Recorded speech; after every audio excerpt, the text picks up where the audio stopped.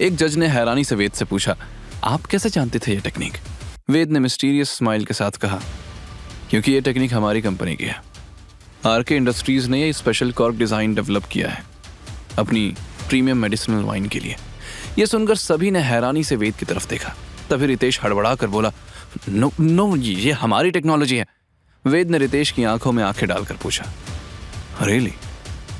तो फिर आप इसे ओपन क्यों नहीं कर पा रहे थे? अगर ये आपकी अपनी टेक्नोलॉजी है तो आपको तो बेहतर पता होना चाहिए था। एक जज ने सस्पिशियस टोन में रितेश से पूछा, दिस इज क्वाइट स्ट्रेंज, आप अपने ही प्रोडक्ट का मैकेनिज्म नहीं जानते। रितेश डेस्परेटली बोला, सर एक्चुअली हमारे टेक्निकल एक्सपर्ट यहां नहीं आ सके।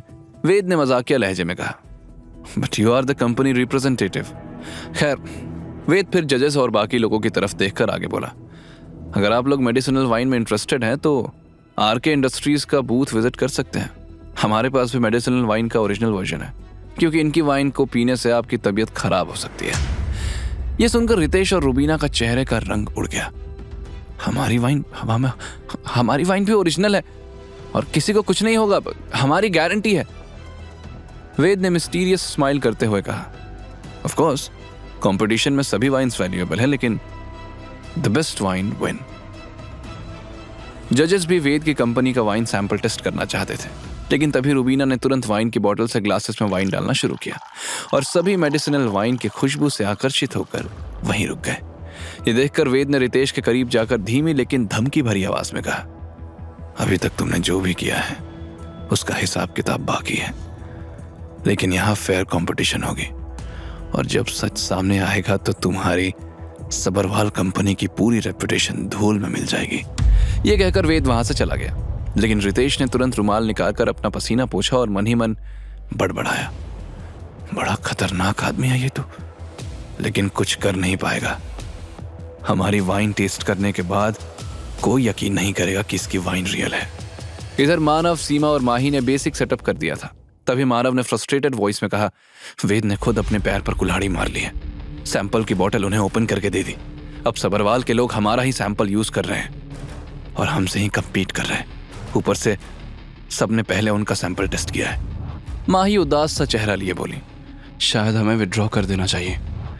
इस हालत में पार्टिसिपेट करना और एम्बैरेसिंग होगा। लोग सबरवाल कंपनी के मेडिसिनल वाइन की तारीफों के पुल बांध रहे थे, लेकिन ये सब देखकर माही, सीमा और मानव का मूड बहुत खराब था और उन तीनों को वेद पर भी गुस्सा आ रहा था, जिसने खुद जाकर सबरवाल कंपनी के रिप्रेजेंटेटिव्स की बॉटल्स ओपन करने में हेल्प की थी। आखिर सीमा से रहा नहीं गया। वेद चुपचाप कोने में खड़ा हल्की मुस्कान लिए सब देख रहा था। तभी सीमा उसके पास आकर धीमी आवाज में तंज कसते हुए कही, वेद सर, आपने ये क्या किया? उन्होंने हमारी वाइन चुराई और आपने खुद बॉटल खोलकर दे दी, और अब यहां खड़े क्यों हैं? क्या इनकी प्राइस गिनने में हेल्प करेंगे? अब अभी उसकी बात पूरी भी नहीं हुई थी कि अचानक चीखने चिल्लाने की आवाजें गूंजने लगी। जिन्होंने अभी अभी सबरवाल इंडस्ट्रीज की वाइन पी थी वो सब उल्टियां करने लगे। क्या मिला था इनके वाइन में? अरे कुछ तो गड़बड़ है। खुशबू तो अच्छी थी, लेकिन वाइन पीते ही उल्टी आ रही है। ये देखकर सबरवाल के वो दोनों रिप्रेजेंटेटिव्स हक्के बक्के रह गए और तुरंत सफाई देते हुए बोले, आप लोगों ने कुछ उल्टा सीधा खाया होगा, ये सब हमारी वाइन की वजह से नहीं है। लेकिन लोग उन्हें तरह तरह की बातें सुनाने लगे। सीमा भी हैरान थी। तभी उसने लोगों को बातें करते सुना और फिर उसने वेद से धीरे से कहा, ये लोग कह रहे हैं कि वाइन में खुशबू तो थी पर स्वाद बिल्कुल पानी जैसा। वेद सर, आपको पहले से पता था ना? तभी आपने इतनी आसानी से बोतल खोलकर दे दी। ये आपका ही प्लान था। आपने ही वाइन की बोतल में गलत सैंपल रखा था। वेद ने नाम असर हिलाते हुए धीरे से बोला, सैंपल सही था, लेकिन बस इस वाइन को और डाइल्यूट नहीं किया था और उसमें मेरा अमृत एसेंस नहीं मिलाया था। मैं अपना बदला लेने के लिए मासूम लोगों को नुकसान नहीं पहुंचा सकता। ये वाइन तो बस पेट साफ कर रही है, लेकिन लोगों को ये नहीं पता। तभी अचानक एक जज एलिस सीने पर हाथ रखकर लड़खड़ाई और जमीन पर गिर पड़ी। जज के गिरने से लोगों के बीच बड़ी हड़कंप मच गई। लोग डरकर पीछे हटने लगे, लेकिन सीमा और वेद दौड़कर उनके पास पहुंचे। तभी एक दूसरे जज ने एलिस की हालत देखकर कहा, इसे कोई बीमारी होगी या शायद हार्ट अटैक आया है। हम अभी डॉक्टर्स बुला रहे हैं, आप लोग घबराइए नहीं, please calm down everybody.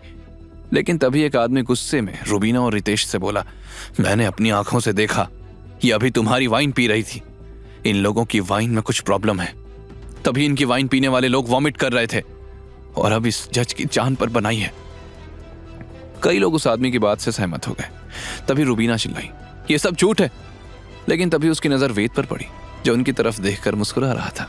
Rubina और रितेश को समझते देर नहीं लगी कि ये सब वेद का किया धरा है। इसी बीच सिक्योरिटी और एक डॉक्टर आ गए। डॉक्टर ने तुरंत एलिस को चेक किया। एलिस के माथे और गर्दन पर लाल चकत्ते उभर आए थे, चेहरा बैंगनी पड़ गया था और सांसें भी धीमी चल रही थी। डॉक्टर बोला, शी इज पॉइजन, इन्हें हॉस्पिटल ले जाना होगा वरना बचाना मुश्किल है।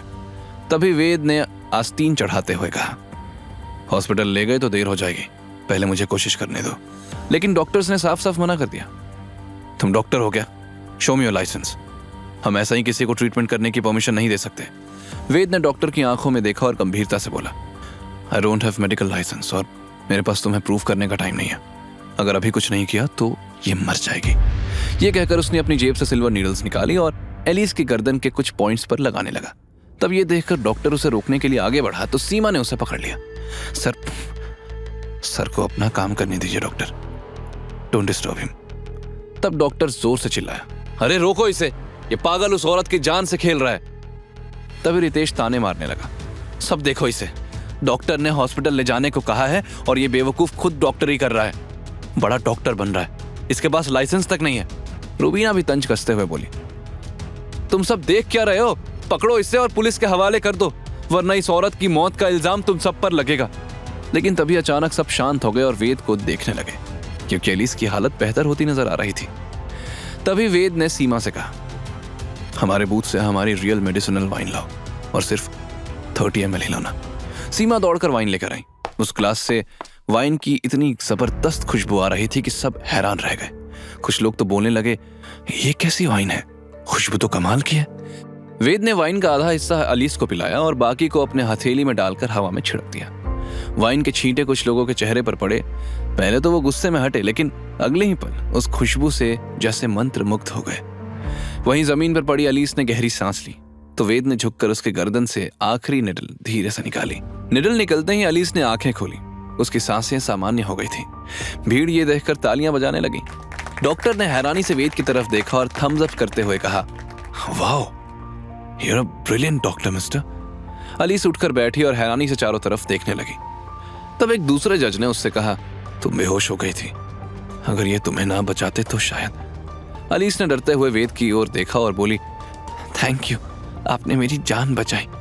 हाँ, अब याद आया, मैंने सबरवाल इंडस्ट्रीज की वाइन टेस्ट की, उसके बाद ही मुझे सांस लेने में तकलीफ होने लगी। तब वेद ने कहा, शायद तुम्हें इस वाइन के किसी इंग्रेडिएंट से एलर्जी थी जिससे सांस रुकने लगी। एलिस ने सर हिलाया, हाँ, मुझे कुछ चीजों से एलर्जी है।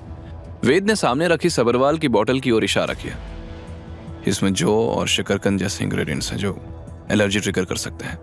आगे की कहानी जानने के लिए देखें अगला एपिसोड सिर्फ पॉकेट एफएम के यूट्यूब चैनल पर, और के फॉर किंग के सारे एपिसोड्स को सुनने के लिए डिस्क्रिप्शन में दी लिंक से डाउनलोड करें पॉकेट एफएम ऐप।